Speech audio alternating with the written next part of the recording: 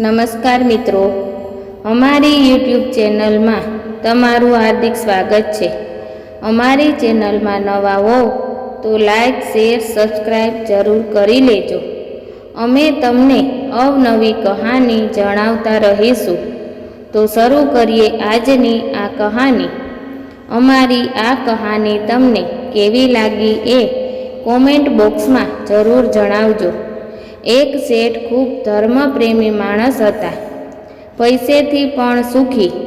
એના ઘરે સાધુ સંતો આવતા અને પૂરેપૂરી શ્રદ્ધાથી આવકારતા અને સેવા કરતા। આવવાવાળા સાધુ સંતો માટે રહેવાની, જમવાની અને કપડાની વ્યવસ્થા કરતા। ભગવાનની દયાથી શેઠ પાસે નોકર ચાકર, મકાનની પણ સગવડતા હતી અને શેઠે એવું માનતા કે આ બધું સુખ સગવડતા તેના પૂર્વજન્મના સારા કર્મોના હિસાબે મળેલું છે અને આ જન્મના કરેલા શુભ કર્મો તેને આવતા જન્મમાં ભોગવવા મળશે। આથી તે જરૂરિયાતવાળા કોઈ પણ વ્યક્તિની સેવા કરતા। આ પૈસા પાત્ર શેઠને એક દીકરી હતી અને તેનામાં પણ આ સંસ્કાર હતા। દીકરી જુવાન થતાં શેઠે તેને લગ્ન કરાવી નાખ્યા અને તે ઘર શેઠના ઘર જેટલું જ પૈસાવાળું હતું, પરંતુ તે ઘરમાં શેઠના ઘરે જેવી ધાર્મિક ભાવના નહોતી। એક દિવસ દીકરી તેની સાસુ પાસે બેઠા બેઠા વાતો કરતી રહી હતી। એવામાં દરવાજે એક ભીખ માગવાવાળો સાધુ આવ્યો અને કહ્યું કે કંઈ ખાવાનું મળશે?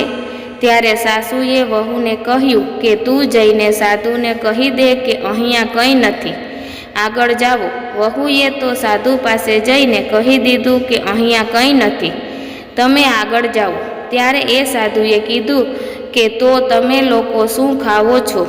ત્યારે વહુએ કીધું કે અમે વાસી ભોજન ખાઈએ છીએ। ત્યારે સાધુએ કહ્યું કે જ્યારે વાસી ભોજન ખતમ થઈ જશે પછી તમે શું જમશો?